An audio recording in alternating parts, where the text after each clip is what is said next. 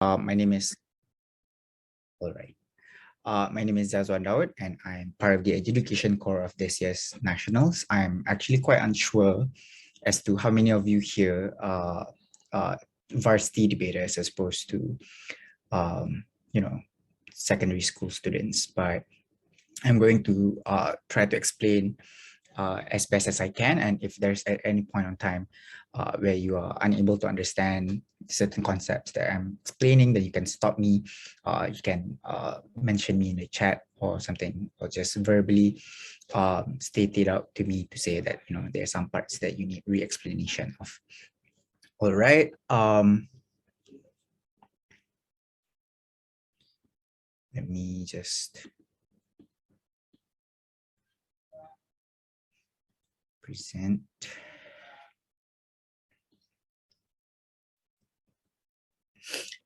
Okay, is the screen still visible? Yes.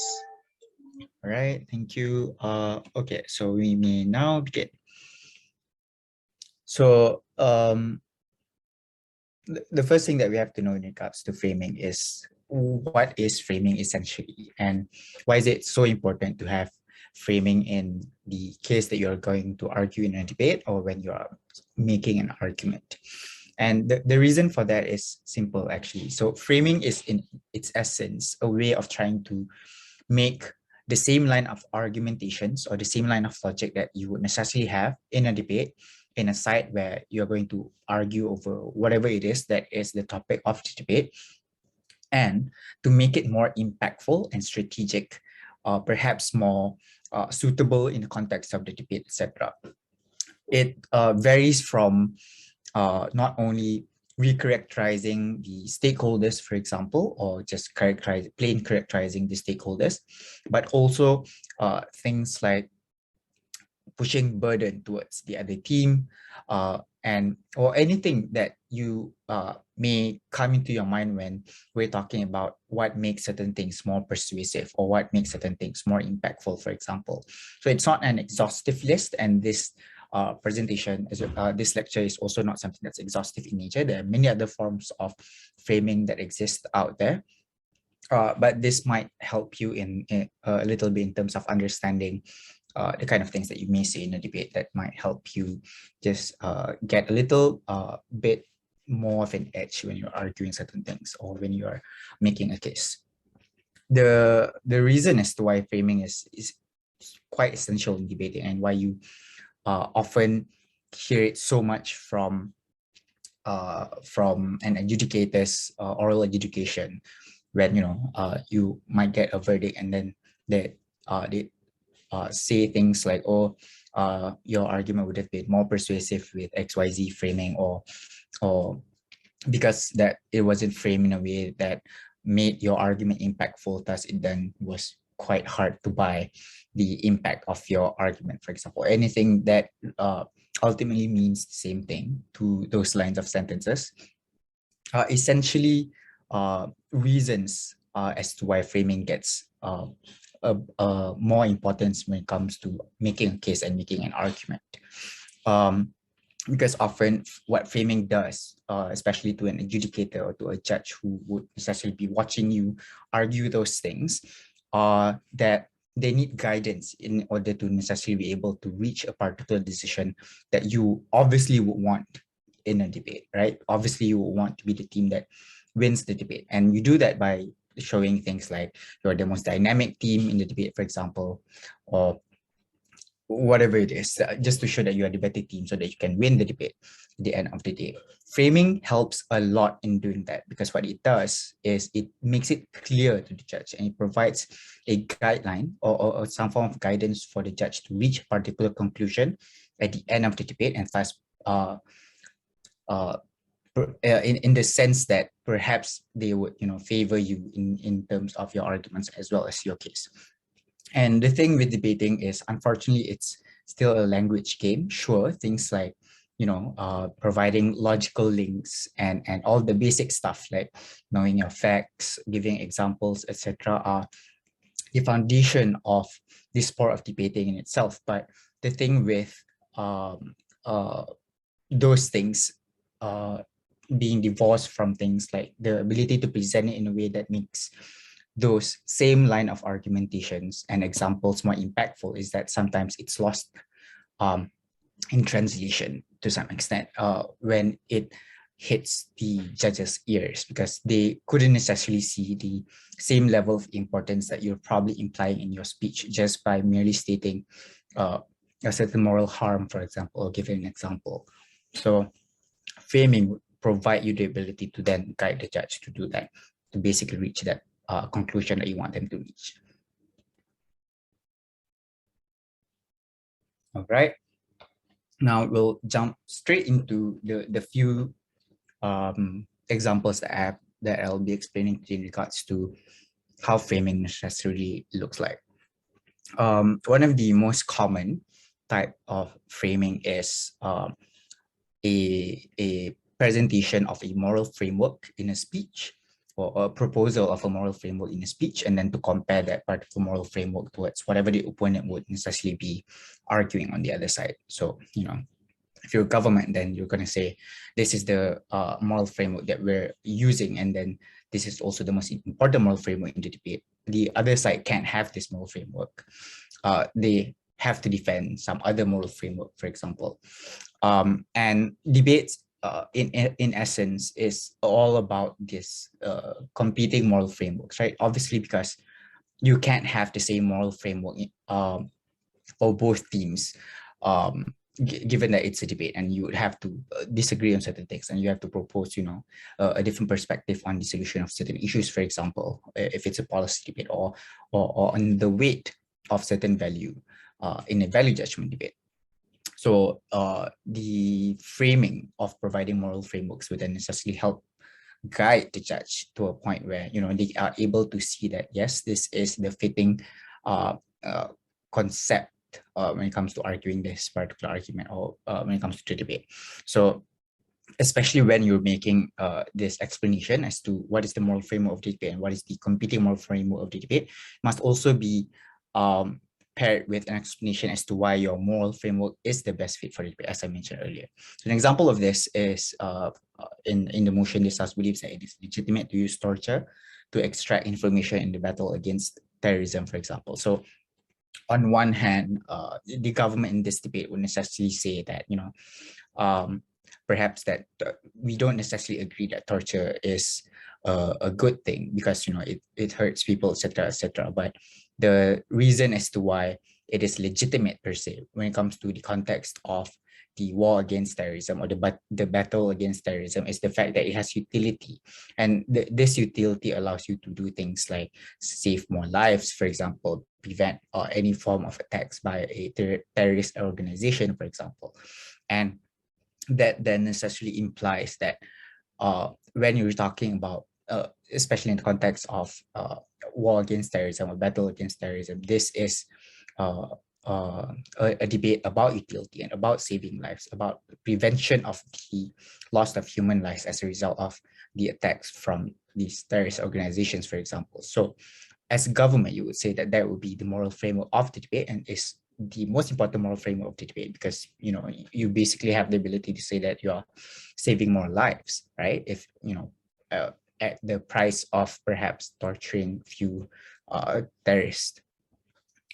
So that is something that the government side in this motion would necessarily do. Conversely, for the opposition, what they would do is then to propose that the debate is not necessarily only about saving lives, but also about the abuse of human rights, whether or not there is a legitimate way for you to abuse human rights, and whether or not it's still considered human rights if there is a way for you, like there's a loophole as to when you can abuse human rights. Because if that is the case, then it's way easier, for example, for perhaps governments or states to then justify a certain abuse of human rights in the name of whatever outcome or consequence that they might get at a point where they abuse those human rights, right? So essentially, as opposition in this debate, what you would be trying to say is that it doesn't matter if you can save lives. This debate is necessarily about human rights, and why when we're talking about legitimacy, for example, and whether or not there is a way for you to break human rights. That is the discussion of the debate. And thus, if government can prove that it is okay for you to abuse those human rights, then that cannot be a moral framework that is to be used in the debate. So basically, that would be how the interaction would usually look like in the debate, like about this. And this is applicable in a lot of debates, essentially, when we're talking about a principle versus a utility of certain things, or the outcome of a certain policy, for example, versus the means to reach that particular outcome, for example. So there are ways that this can be used in multiple debates. So it might be quite helpful for a lot of new debaters who perhaps are here in this lecture. Excuse me. Hold on.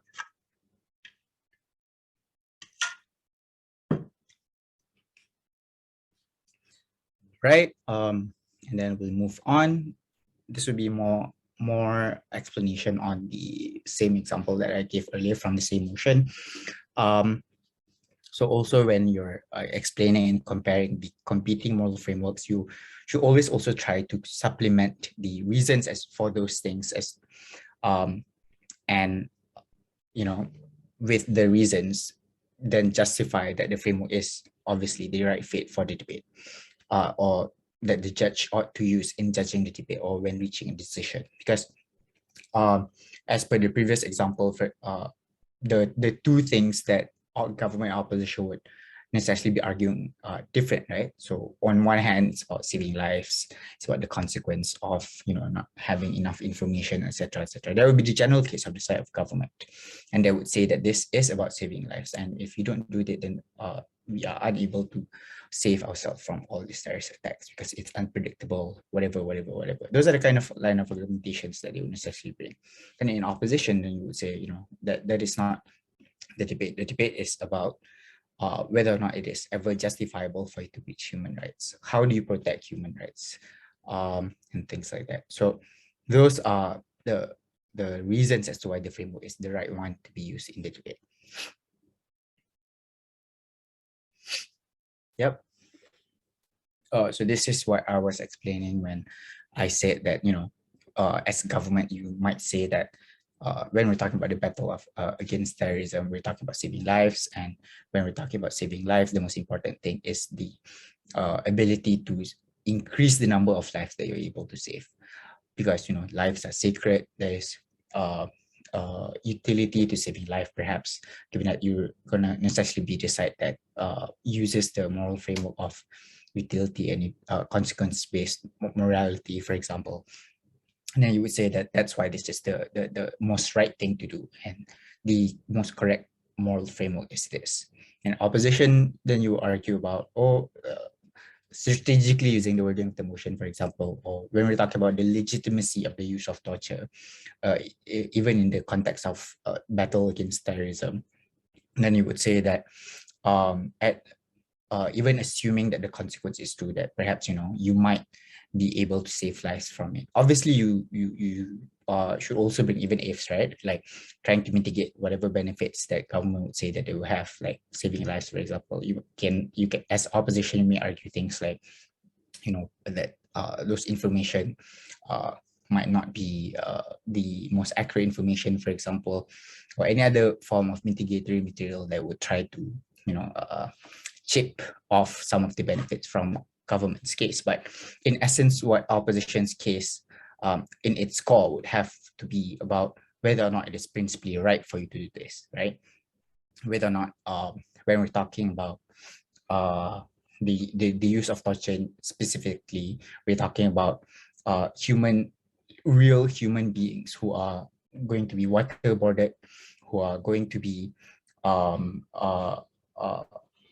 whatever it is that you can think within your mind that would happen to a person who would necessarily be tortured, like any portrayal about Guantanamo Bay, for example, when it comes to extraction of information from terrorist organizations. It's horrible, right?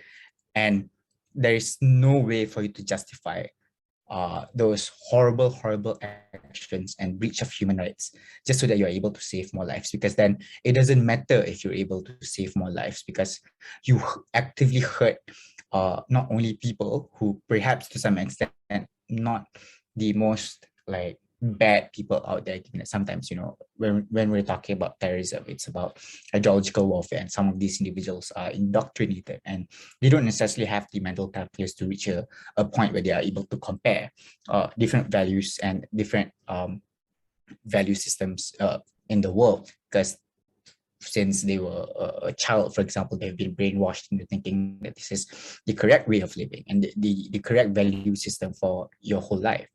So there is less of a complicity to some extent when it comes to the harm that terrorist organizations often commit towards individuals. So when we're talking about these groups of individuals, maybe it's not as if that you can simply regard them as a tool to an end where you're able to save lives. They're still human beings who still experience human emotions, who still experience pain, for example, who are not necessarily saying that they are good individuals, but these are individuals who perhaps are pressured into thinking a certain way, and thus leading to a point where they are in that particular position they begin with to become a terrorist, right? So as opposition, then you would necessarily argue that the debate cannot be simply about saving lives. It has to be about legitimacy of the use of torture. And government, and then as opposition would say, government cannot simply say that their burden is to prove that they are able to save lives. They need to prove that it is principally justifiable for you to take away the human rights of certain individuals. And in instances like this, what teams usually do is to basically say that, push the burden to the other team to say certain things, etc. That's very good, but also like in any debate, you want to be the team that seems to be the most dynamic. So for both of this, for both government and opposition, whilst there is a proposal towards a moral framework that you say should be the most important one in the debate, but should always remember that debates are about weighing and comparing the arguments made. So you still have to make things like even if analysis, for example, just to supplement the weight of your case, and that necessarily be able to reach a certain outcome regardless of the moral framework, for example, that would be applied towards the case or the arguments that you're currently making. So okay, act against human rights and human dignity is illegitimate. So push that burden to government is what I'm trying to say, if you were opposition. Okay.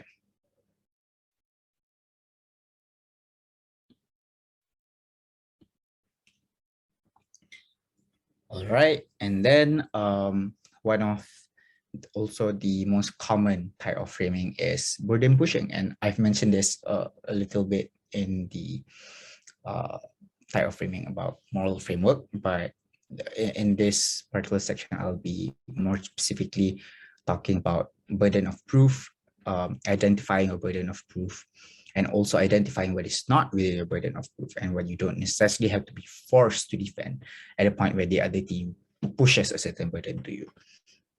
For this, I'll move straight to the example because I think the example really makes it clear.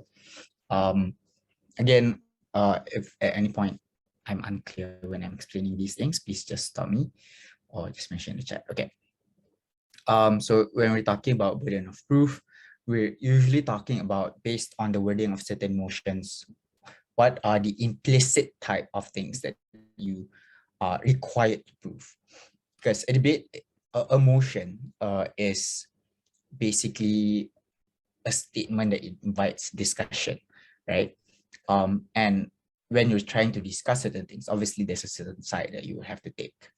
And when you're taking a side, all these different perspectives when it comes to valuing certain things often depends on certain things that have to be argued in order for those things to be good or in order for those things to be bad, for example. So in the motion, this house believes that it is never legitimate to attach conditions to foreign aid, for example. So this is a motion about conditional aid from whatever international organizations out there, maybe IMF or World Bank, or perhaps even powerful nations like the US and China. So it can be applicable to those entities and organizations. In this particular context, if you're a government, then you may argue things like, again, using the wording of the motion by saying that, oh, this is the value judgment debate, and thus your burden is to principally prove that it is immoral for you to withhold foreign aid. And the reason for that is because things like, the layman, your average Joe, the regular citizen of that particular country who is in need of foreign aid, are not individuals who are guilty when we're talking about why certain conditions ought to be set when giving those conditional aid. So usually for the US or the World Bank, the conditions that they set for conditional aid or developmental aid are things like liberalizing your market or opening up your market towards foreign investors, etc. So things like reducing protectionist policies for local products. Like in the context of Malaysia, it would necessarily then be reducing protectionist policies for the automobile industry in regards to Proton and Produa. So you would, reduce the price of imported cars, for example, or reduce tariffs imposed towards imported goods, for example. So those are the type of conditions that are usually implemented by these entities and organizations in order for them to give certain aid towards a country. So with that context in mind, as government, you would say that, it doesn't matter if it is the case where you want more global competition between countries, the idea of free market, blah blah blah blah. But the thing about people who then would not necessarily be able to get those foreign aid at a point where those conditions are set and are not met, for example, are individuals who are not guilty of making the system as such, for example. So it's not as if that they are political leaders who are able to decide protectionist policies, the level of protectionism that the country ought to take, for example, when trying to protect their local produce or local products and services. So there's a principal harm, a moral harm at the point where you deprive those individuals who are not guilty of contributing towards why those conditions would necessarily be set, and now they are punished for no reason at all. And these people often require help, right? Because things like, developing world or third world countries, these are people who are in need of investment so that they can get jobs, so that the economy can grow, so that there's more levels of industrialization that would then allow for the country to mature economically, or whatever it is, benefit that would necessarily be able to help people in that particular country, especially your average Joe and your normal citizens. So if it is immoral, then it is never legitimate, perhaps to attach conditions to foreign aid. And another way for government in this instance is also to bring out things like the context of colonization, for example. So institutions that give out these foreign aids, like IMF or World Bank, or powerful nations, are often countries who have colonized other countries, who then now, after they have taken enough of those resources, now even put conditions towards those countries to give them back those money that they usually that they would have gotten if there were no colonization, for example. So it is principally wrong, because this is not something that they owe you to do, that they ought to follow the conditions that you set, because you have taken the resources of my country without my permission, with force, in fact, and with so much violence that it would never be legitimate for you to attach a condition on accepting the foreign aid, regardless of what I've done, because principally talking, you have taken my resources. So as government, those are the kind of line of argumentations that you would necessarily argue. And then as opposition, sorry.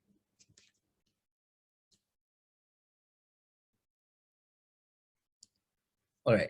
And then as opposition, you might want to say that your burden is only to prove that there are circumstances where it is legitimate, maybe even just one, but given that based on the wording of the motion, it's about that it is never legitimate to attach conditions. So never assumes that there's no instances where it is legitimate, right? So I'll just say that based on that wording, because it says never, we only have to prove one, at least that there is one circumstance that it may be legitimate to impose conditions on foreign aid.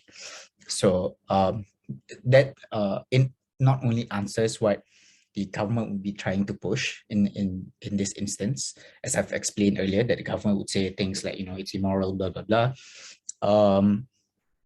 And then you would say that, yeah, we agree with those things. It might be immoral, that, it doesn't help those countries. It starves your average Joe.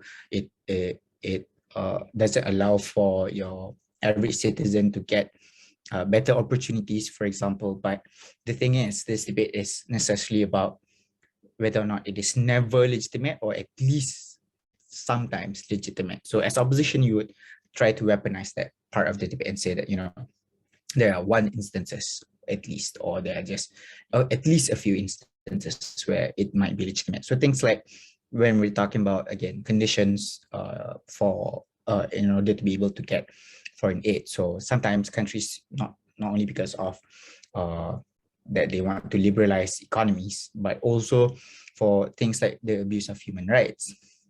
So as an example for this, the most recent context that can be used in this is that the Taliban and how they've been necessarily able to gain so much power in Afghanistan. And there are a lot of discussions on whether or not, that countries should necessarily help Afghanistan now that it's ruled by Taliban. There are discussions about, making conditional aid towards Afghanistan, so that they protect the freedom of choice for women, especially, and the liberalization of the system to some extent, so that people can live safely in Afghanistan. And as opposition in this instance, you would say that, in those instances, we are basically trying to uphold a moral value that is important to not only people in Afghanistan, but also the whole world, for example. So you want the Taliban to stop the abuse of human rights, or to stop cracking down on women who goes to work or do whatever it is that they want, for example.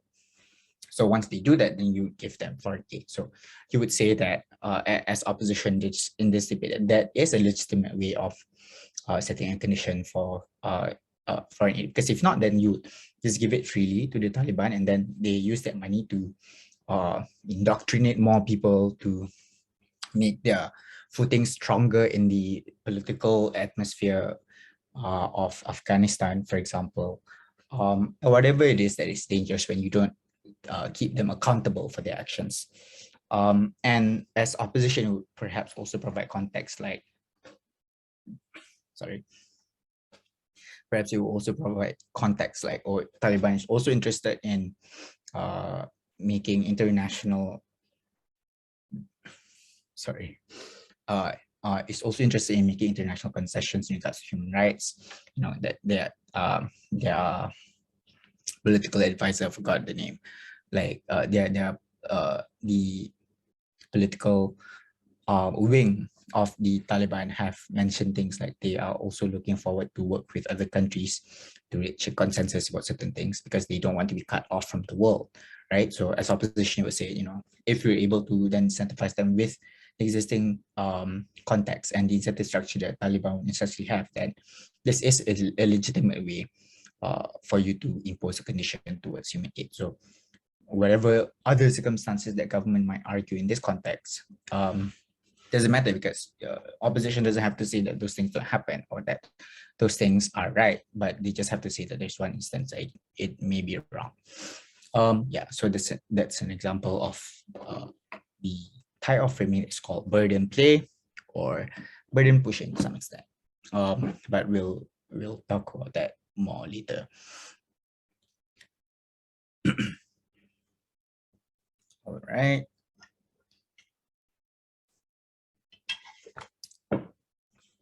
Okay, and now obviously these things are can be flipped for the other side. So when you're saying that, oh, this is my burden and this is what these are the only things I have to prove, obviously you can do the converse of that and say these are the things that that my opponents have to prove. So how do you usually do that? I'm just listing things here. I'll explain when I'm saying it also. So you can say things like pointing out specifically that this debate is about a trade-off, as most debates often are, because obviously there are certain things that you agree and disagree on, and that part about where you disagree are the trade-off of certain things, right? So and teams usually forget that sometimes they think that they can just co-opt certain benefits and they don't have to defend hard burdens of losing certain benefits or incurring certain harms towards their case or towards the stakeholders that they want to protect. So point out that this debate is about a trade-off. This is what we're defending and we are losing this. The other side have to do the same. They are losing this, perhaps they're protecting this, whatever it is. So you compare those things, and that's when you would necessarily signal to the judge that teams cannot simply say that they can have the best of both worlds, because then it would be an unfair debate and it would not be a productive debate as well. So it's best for you to make a trade-off and then explain why those trade-offs are justifiable, or that it's okay to lose certain benefits over XYZ harms. Okay.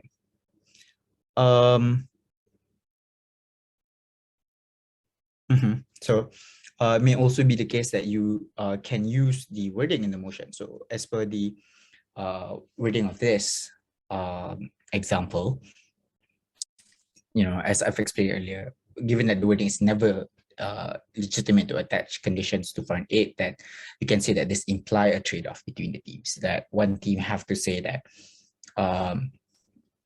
as government, for example, that there's no instance where it is legitimate, and opposition have to say that there are some instances where it's legitimate. So that is the trade-off that both teams have to make. So government obviously cannot suddenly say that, when we're talking about the abuse of human rights, then that might be a legitimate way of attaching conditions to foreign aid, because then it would be obviously antithetical or inconsistent with the wording of the motion that they are required to prove, which is that to prove that it is never legitimate to attach conditions to foreign aid.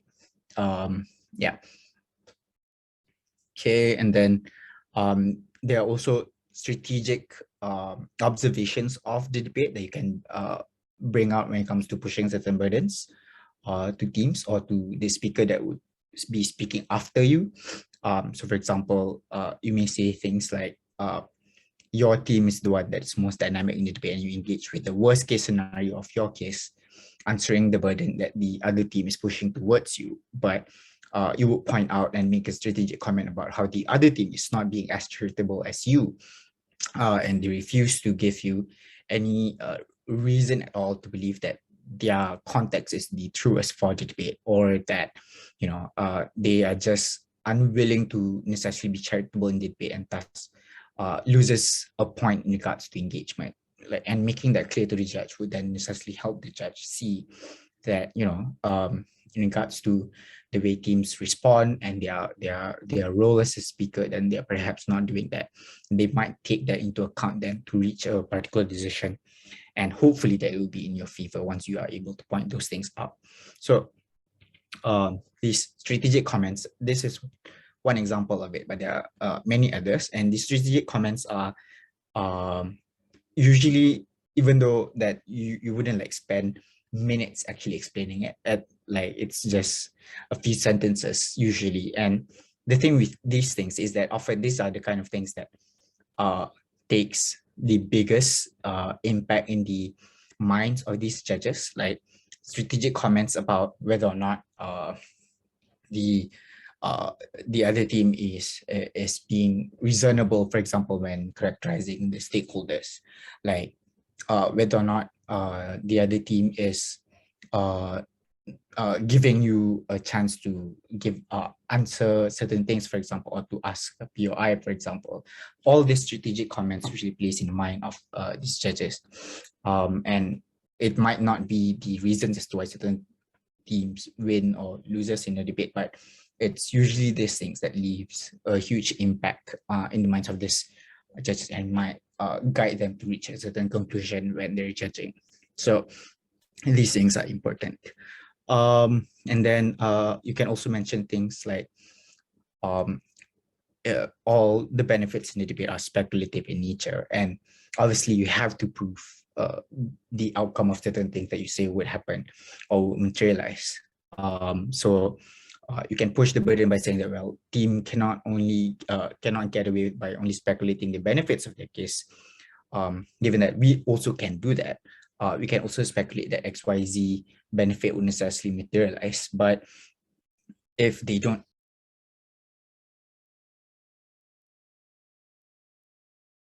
Yeah, so yeah, I was talking about that teams cannot simply get away with speculating the benefits of their case without balancing the potential risks and harms of their actions. You help the judge see that the other team is not doing very well in terms of comparing the harms and benefits in the debate. They're not being comparative, and thus that they should lose. So that's basically it. Another example here is when it comes to trade-offs more specifically. So in the motion, this House believes that human beings have a moral responsibility to preserve the ecology of Earth, even at the expense of their own survival. And motions, whilst not often it is the case that um, it is obvious that there is a trade-off, but in this motion it is, because you can obviously see that it's about preserving the ecology at the expense of their own survival. So obviously, government in this debate cannot say that they can save human beings at the same time as trying to preserve the ecology to some extent, because that's not the burden that is required of them by the wording of their motion. So the trade-off here is for government is to preserve the ecology at the cost of the survival of human beings, and it cannot be both. And the instance for opposition, if you were to see a team in this motion, and if you to see a graph that says, well, you can save both, you can do both, you can preserve the ecology of the earth and at the same time save human beings, then they're not debating the debate, right? Because it cannot be both, because the wording of the motion says that even at the expense of their own survival. So if government only talks about that the instances that you can do both, then perhaps that those are minority circumstances that might happen, or that it's a possible scenario, but it's a very unlikely scenario that might occur, for example. So once you point those things out, if you're opposition and you face a government team that is like that, then it makes it clear to the judge that, obviously teams need to compare and not just say argue things, but instead also compare what like preserving the ecology of the earth is more important than the survival of human beings, for example, or whatever it is, if you opposition. So just make it clear to the judge that this debate is about a trade-off. And similarly, if your government in this debate, you obviously also be pushing towards the opposition that they cannot say that they are able to preserve the ecology, because when you're talking about the survivability of human beings, then you're talking about unpredictable actions by um, like governments or corporations. And at any point, if the moral responsibility, given that the debate is about whether or not this moral responsibility exists, that if the larger moral framework for humankind is to preserve their own survivability, then it cannot be the case that you'll also be able to preserve ecology of the earth. So as government, you also push that opposition is condemning the environment to hell, then as opposition you say government is condemning humankind to hell.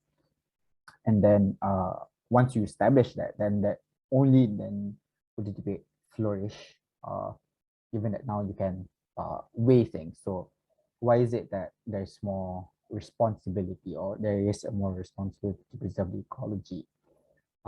So is it that because you owe a future generation a safe environment or a safe earth, for example, that's why human beings have that moral responsibility instead of their own survival at this point of time?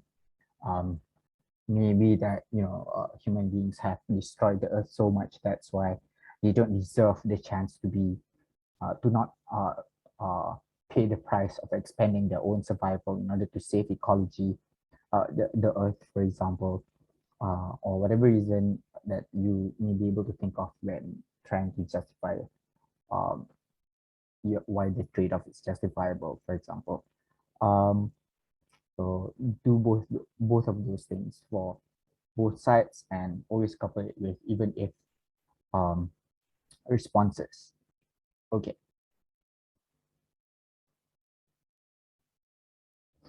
And now we're moving to stakeholder analysis. And this is also one of the common ways for teams to basically argue why their team is the most important team, even especially in a BP setting, right? There are 4 teams in a debate, and usually it's 4 teams who argue different things. Maybe it's a variation of the same thing, but it's argued differently, or that argument talks about different entities altogether. And that is when stakeholder analysis are most important.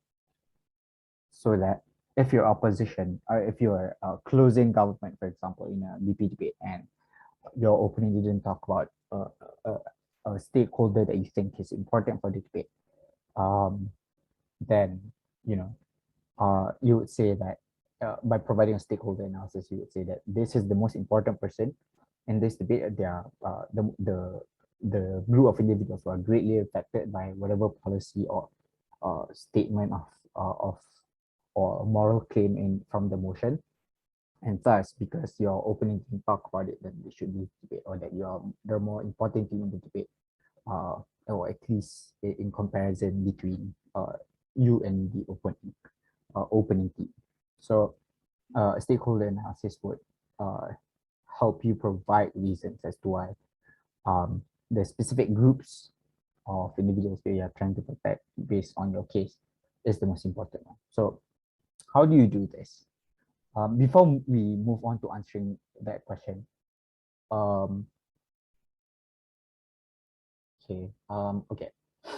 before we move on to answering the question of how you do stakeholder analysis, the first step in order to be able to do a stakeholder analysis is obviously to identify stakeholders. So I'll move to that practice first in the next slide before I explain the other examples. I'd like for the people who are in this call to be more interactive. So if assuming that this is the motion that you face in a competition, so about providing welfare in the form of basic goods and services rather than cash payment. So now that you have a basic idea of how stakeholder analysis usually looks like, the question here is, and I guess you can answer this in the chat or you can verbally say it. I'm going to give some time for you to prepare for this. So like, what, 3 minutes? Okay, I'll give 5 minutes, and then I'll ask the people in this call to try to answer this question about how government or opposition can choose characterize the stakeholder in this motion. Is that okay? Can everyone hear me still? Yes. Okay, so yeah, this is the motion.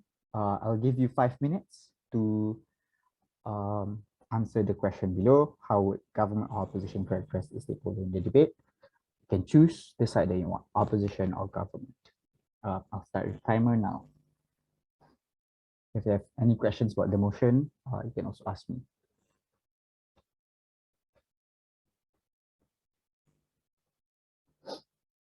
There are no immediate questions. You can send it in the chat later, but I'm gonna go to the toilet for a bit.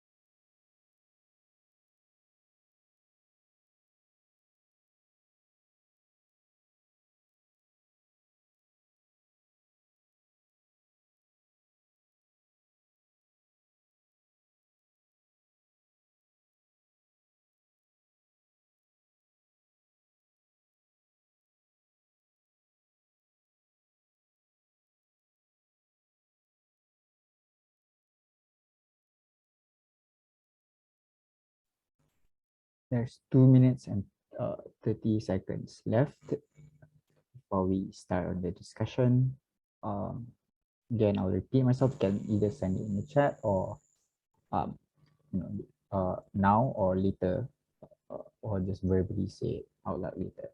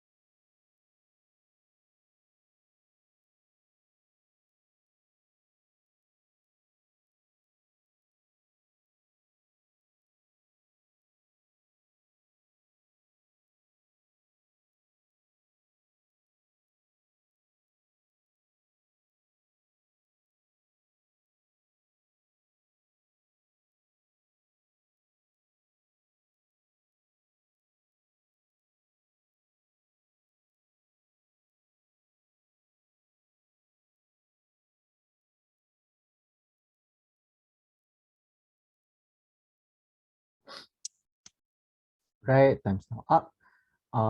Okay, so we got a few answers. Shall we send it to me directly? Okay. Um, let's read Esther's first. So Esther said that the main stakeholder are the society and the government, and both themes, both government and op, would characterize them by explaining what are their importances um, and interest, and why providing welfare in the form of basic goods and service or cash payments is within the importance or interest of the stakeholders. Yep, so you are basically right. It will be the obligation of the team or the role for the speakers, the first speakers more specifically, usually because they are the ones who introduce stakeholders in the debate, or if not the first speaker, then the extension speaker. And obviously they would try to say that there are certain groups who will be impacted and then try to characterize them a certain way so that it's more favorable for them. I'll explain more later, especially towards in the context of this debate. Let me just read other things. Livia said, we characterize it as the struggle that each person in this debate will face. You're also correct. Opposition can characterize the stakeholders as people who uniquely understand what they need and lack agency to meet those needs in status quo. Giving them cash is better because they get to choose how to spend that money and therefore they're able to exercise agency in a way that makes them feel less disenfranchised. That's exactly it. So uh, the reason as to why I asked how government and opposition would characterize the stakeholder in this debate is because when you try to identify the stakeholder of the debate, we're talking about individuals who basically need welfare services, either in the form of basic goods and services or cash payments. So we're talking about individuals who are unfortunate, who are perhaps socioeconomically vulnerable, who are unemployed, for example, or even people who are employed but are paid really horrible wages. So these are people who usually need welfare to in some form, one way or the other. As a government, the way that you would try to characterize these group of individuals who need those welfare services or welfare in general, given that you are not for cash payments, for example, then you would try to say that for those groups of individuals, perhaps there is an inability for them to necessarily benefit or fully benefit from welfare if it's in the form of cash payment. So perhaps you argue things like um, when we're talking about individuals who need welfare, we're talking about individuals who are often, unfortunately, often financially illiterate. We don't have the information and the family tradition, for example, to save, or that when we're talking about those groups of individuals, these are people who have been by design of the capitalist system to be unable to access information about financial literacy. They don't know how insurance works. They don't know that uh, tax exemptions or whatever. There's certain information that is just not available to them because of their socioeconomic position. Um, so these are groups of individuals who perhaps would not make the best decisions at the point where they receive welfare in the form of cash payments. So even though like it might sound mean, right? Because you are trying to say that those groups of individuals don't know how to spend money. That's the essence of what you will be trying to say as government in this debate. But um, the reason as to why you should still argue it, in a sense, to characterize the group of individuals that are affected in that light, in a slightly negative light, is because obviously you want to maximize the harm that would necessarily occur at the point where welfare services are given in the form of cash payment. So that's why you try to characterize the stakeholder to be the biggest stakeholder, i.e., poor individuals, be individuals who are not financially literate, for example. So that because if you don't do that, then you would there's no solid reason as to why it shouldn't be one or the other. So that's why there's still a need for you to characterize the stakeholder that way if you were government. And for opposition, then you would say that as hold on. Yeah, as Rabi mentioned, so it might be the case that these are groups of individuals who actually do know how to spend money, how to save money, who actually are not financially illiterate. And it's an assumption to say that they are financially illiterate.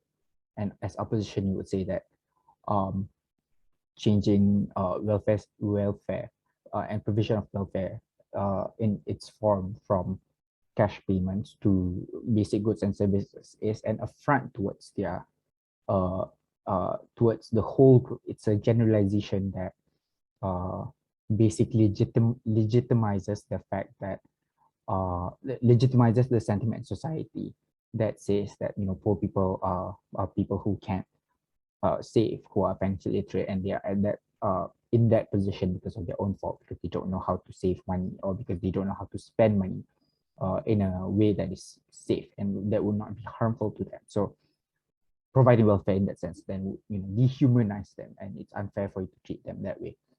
Yeah, as opposition, you would characterize the same group of individuals in a different light, right? So that's basically what stakeholder analysis also is. It's not only about comparing different stakeholders and to say that this stakeholder is more important than the other stakeholder, but it's also about talking about the same stakeholder, but then portraying them in different lights. And as per the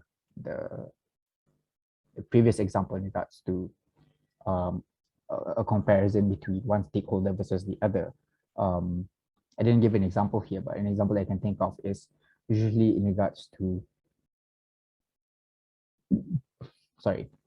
So if it's a policy, for example, or if it's a feminism debate, and almost in all instances, especially in VP debating, there will always be a thing that would say that um, uh, there is a need for you to talk about third world countries or developing countries, for example, because these are the people who are greatly affected by the patriarchal system or whatever it is that would be concerned towards the context of the debate. And that has been like a trend for closing teams, especially when making extensions for their side. So like they would say like, oh, okay, opening team generally talk about the principle of XYZ things and why it's good, but they didn't necessarily talk about how it specifically impacts groups of individuals within developing nations, especially when we're talking about the context of the debate or whatever it is, right? So there's also one way when you're comparing the, not only differentiating between you and your opening, but also comparing the stakeholders. So not but maybe your opening team chose a different stakeholder. Maybe they are trying to protect women in like developed nations, but to some extent that they still live in families that are conservative, for example, that whatever the same of this debate is, then you might want to link it towards another actor that exists somewhere else, like developing nations. That's also something it can do. Okay. Right. Thank you for participating. And okay, so now we move on to a section called meta debating, which is basically debating the debate. And the thing with meta debating is that usually people think that it's not only a useless thing, because it usually, if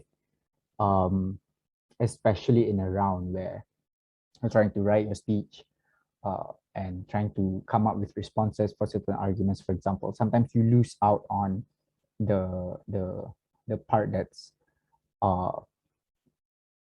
actually changes the way the judge sees the debate. And to some extent, it's meta debating. It's about questioning the debate in itself, whether or not certain things are even relevant to the debate, pushing certain points more strategically, for example, in positioning that particular argument more strategically against a particular case or in general. I'll explain that a little bit later. So the kind of things that we'll be doing at the point where you're meta debating things like pointing out strategic flaws of the other team. So, for example, if the example that the other team provided is one that's you know, that might not be the best fit in context of the debate because maybe the outcome is not what they expected. So that's a strategic flaw because they're basing their case on an example that is against the values that they say they would protect on their side of the house. So that's a strategic flaw, and that is a flaw towards not only their logic but also their whole case. You can make it that way, right? So not only would be that there's inconsistent logical reasonings from the opponent when you're pointing it out and you're making it clear to the judge that is the case, but it is also that uh, their whole case cannot survive uh, the test of consistency in a way that they are able to materialize all the benefits that they say that they claim happen. So if it's inconsistent or if there are strategic flaws within the case or argument, then they would not get those benefits. So that would be one way for you to then basically weaponize the existence of certain strategic flaws in your opponent's case. And then there are also things like examining what is the spirit of the motion. And this might seem like petty sometimes to certain judges or to even to certain debaters, but like doing things like in the middle of your speech, in response to certain arguments, you're basically rereading the motion and explaining what ought to be argued by teams in essence. And if these things are not argued by your opponent, then it's not within the spirit of the motion, for example. Just basically trying to either like narrow down the scope of discussion in the debate to be one that is more favorable to you and claiming that that is the spirit of the motion, or basically pointing out that the other team is running away from the burden or like not providing a trade-off or things like that. So you're examining what is required, the role and burden fulfillment that is required from the debate by towards the teams or the speakers. So that's on examining what is the spirit of the motion, and then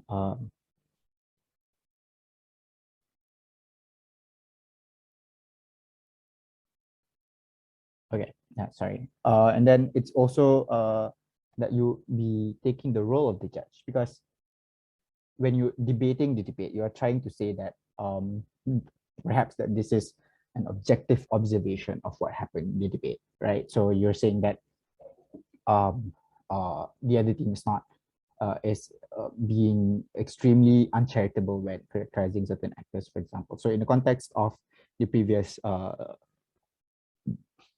thing, so this is also part of meta debating because framing can be one thing and the other and both at the same time.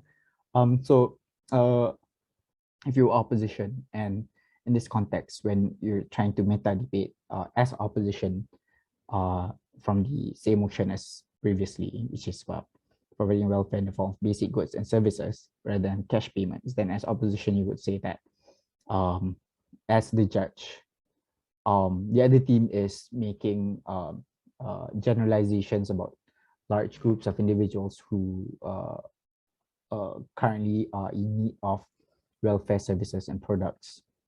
So they are generalizing that each and every individual who requires those welfare services are individuals who are financially illiterate. And as a judge, that's obviously not something that they ought to consider, because you cannot just simply generalize certain groups, right? Because obviously there are always exceptions towards certain rules, and that obviously not everyone is would act a certain way. Everyone's different. So as a judge, then you point out to the judge that they cannot simply accept those things. And that's what you mean by taking the role of the judge. It's by making this strategic observations of the arguments or examples or the case that is made by your opponent in a way that helps the judge see that perhaps it's unfair, perhaps that the other team is not fulfilling their burden and things like that. So it's also meta debating is also things like evaluating the relevance of things or the lack of relevance of certain things, for example. So because in a debate, especially in a BP debate, anything basically can be argued in a debate, right? Any argument can be a logical argument, and a lot of people can do that, can say that, oh, actually, this is related towards the context of the debate, or this is relevant for the motion. So, especially again with the context of debating, with so many material flying out of the mouths of these debaters, you need to be able to, because you don't always have time to respond to each and every one of the arguments made or analysis made.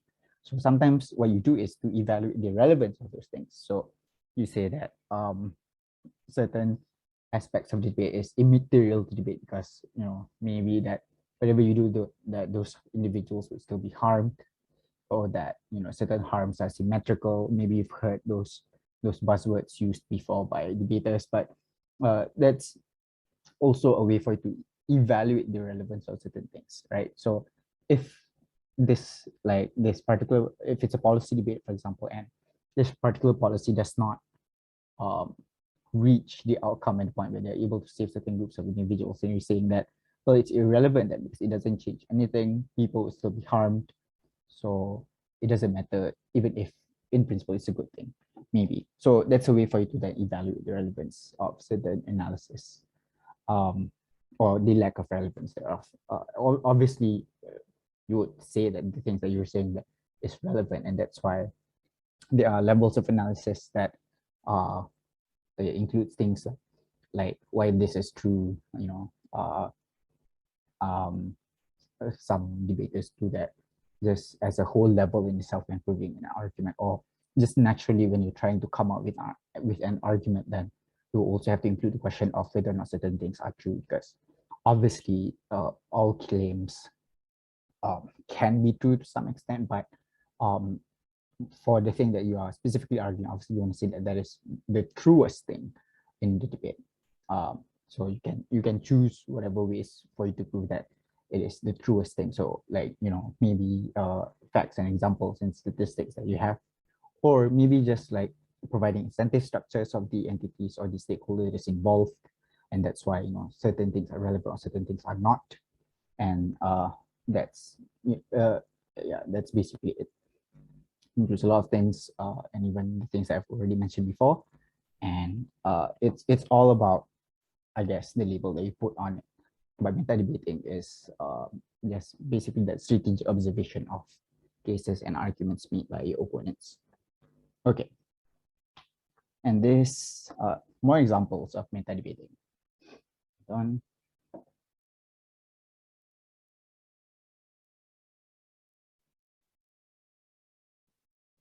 Yeah, so there are things like principle or moral consistency that certain teams made.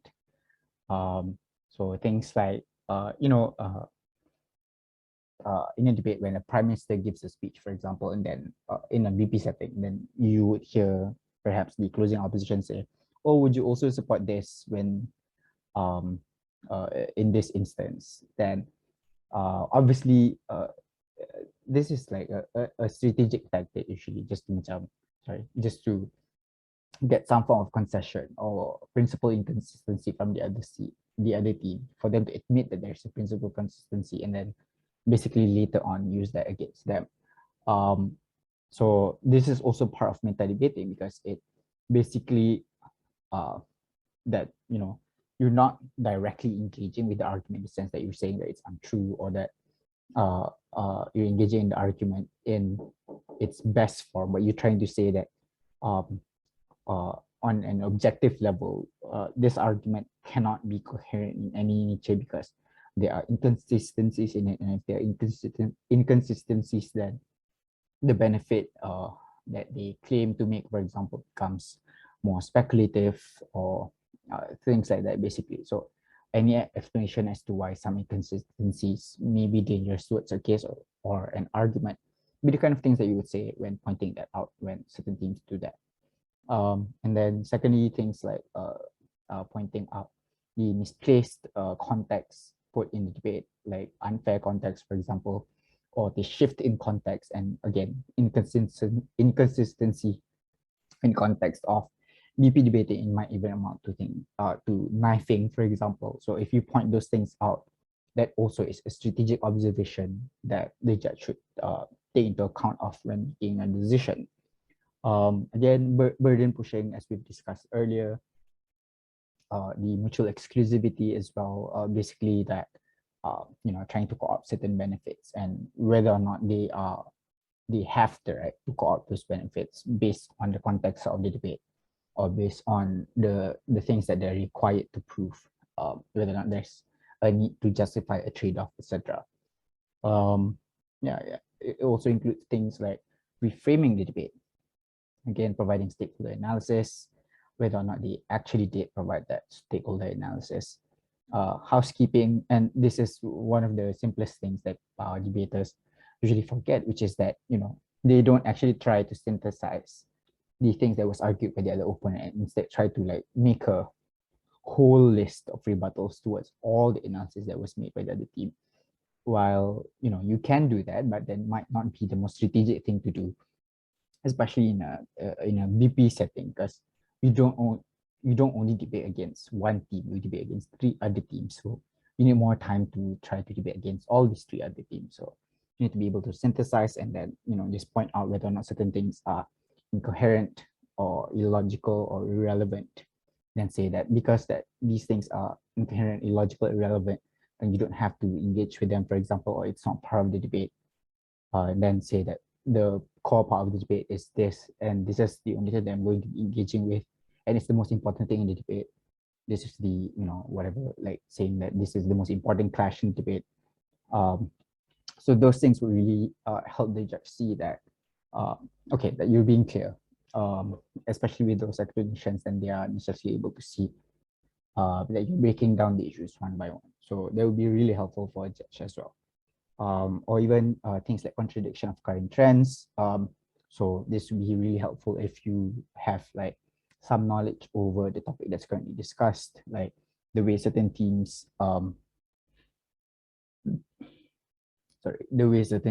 argue about harm, for example, and that perhaps it might seem illogical because status quo or reality is just not like that. So that would necessarily also then help the judge see that there's perhaps not a lot of logical link provided by the other team when arguing certain harm, or ignorance of certain clinches. If you're closing, again, clinches really sometimes are as impactful as, being to reach a point where they are able to win the debate even when they argue same argument as their opening, if you're a closing team, for example. So you if you basically say that, oh, the opening team ignored XYZ things, that is the most important part of the debate, even though a lot of the analysis that would necessarily be providing as closing would be the same, and you say that because of, them not saying XYZ things, then they shouldn't be able to get this benefit, and pointing that out by saying that they don't reach that benefit because they don't say it will also be really helpful for the judge to give credit to you at the point where you argue those things. Or strategic concessions, making strategic concessions more specifically.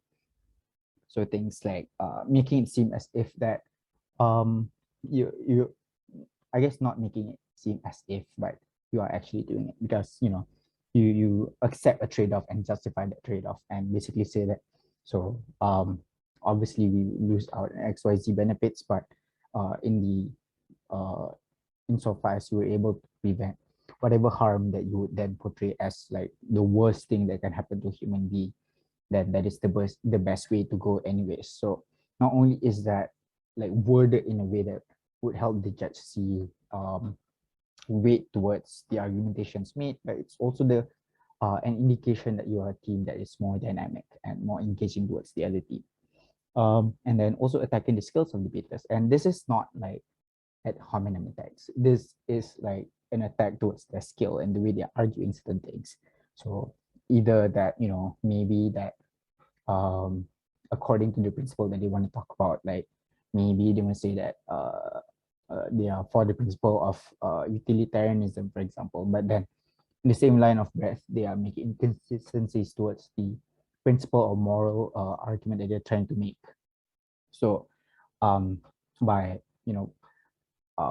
jab taking jabs at the way those arguments are made would also make it seem to the judge as if that the arguments bear less importance.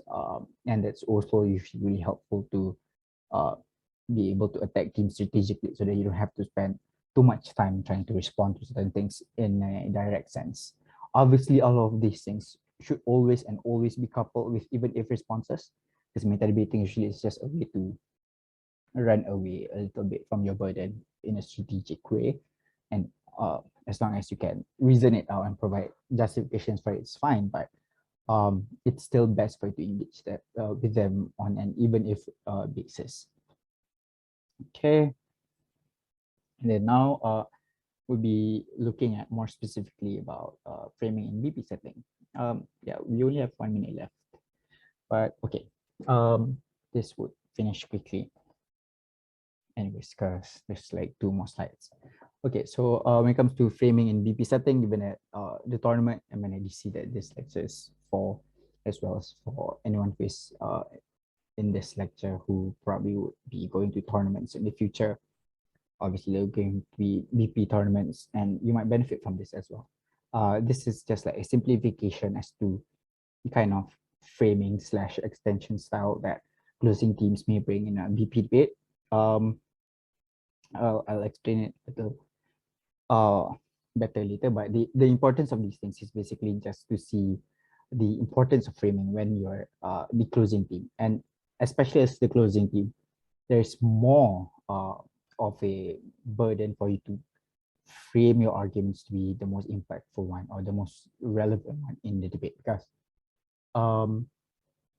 obviously you're a team that have to talk after 2 substantive speakers have provided substantive material about the topic that is being discussed or that the motion pertains to. So obviously there would be some similarities, and teams are often, sometimes unfairly punished for not being able to state out more explicitly the differences that they're making in terms of impact when they're arguing about the same thing.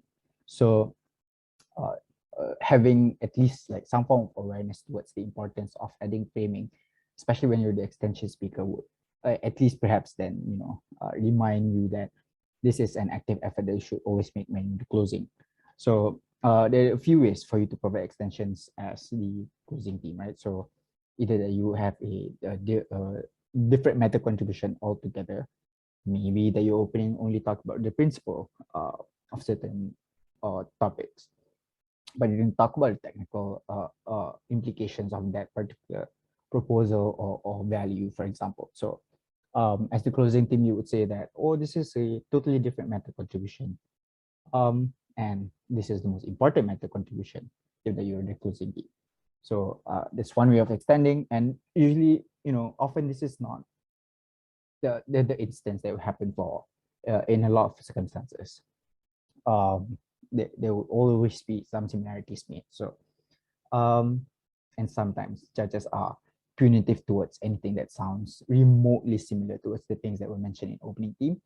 So, while you can point out that this is a totally different realm of contribution in terms of the debate, but obviously you sometimes have to, perhaps supplement it with other lines of extensions that would then make it seem as if that your team is actively trying to differentiate yourself from your opening. Yeah, and that is also an effort that is very useful for closing teams to prove to the judge that they are doing better.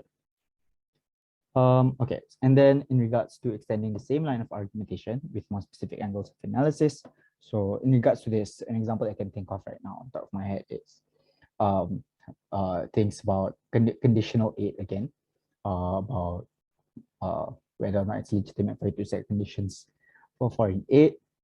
And perhaps in a BP debate, your opening would argue like, on a principle level, it's not legitimate because of colonization, etc., whatever. And then perhaps as closing, you would say, this debate happens more in the context of developing countries or third world countries, because these are countries who usually need foreign aid and who usually suffer from the conditions that are imposed by whatever entity or country that is giving that particular foreign aid. So we would say that from the specific angle of developing countries or third world countries, these are the harms that will happen. So even though some of the harms might be similar with your opening, but now you're adding that perspective that the group that is most impacted is this group of individuals, and we're talking about these specific group of individuals, and linking for the opening theme that this group of individuals are harmed. So there will be, same line of argumentation, but with more specific angles of analysis. Then about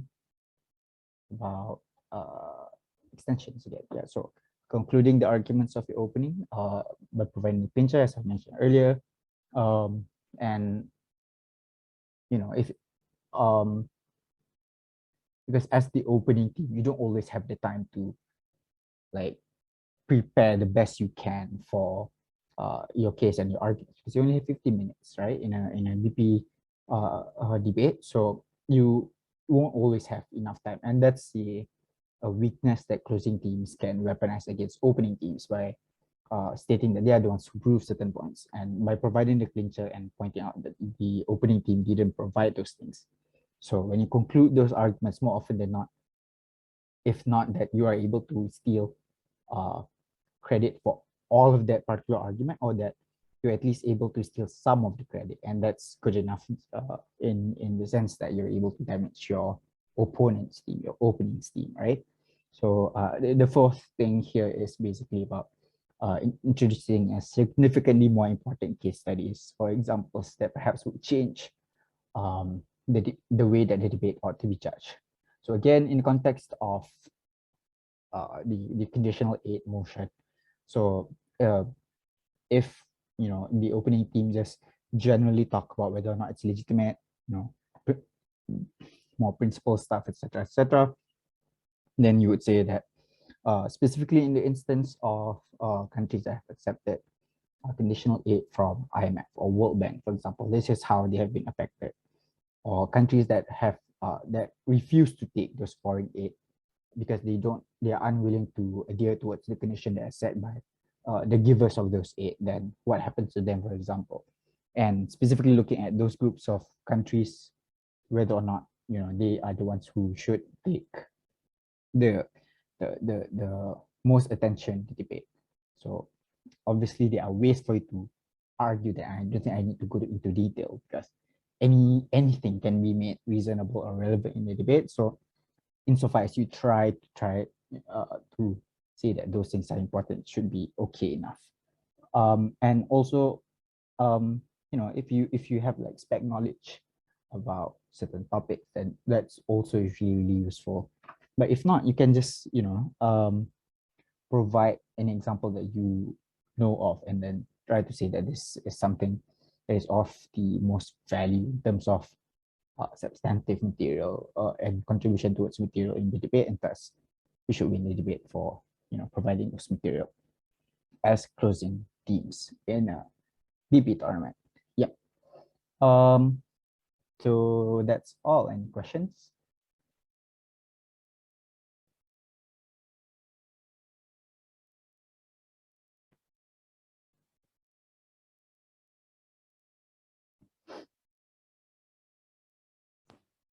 All right, if there are no questions, I actually took 7 minutes extra. Thanks everyone. I'll share the slides in the WhatsApp group.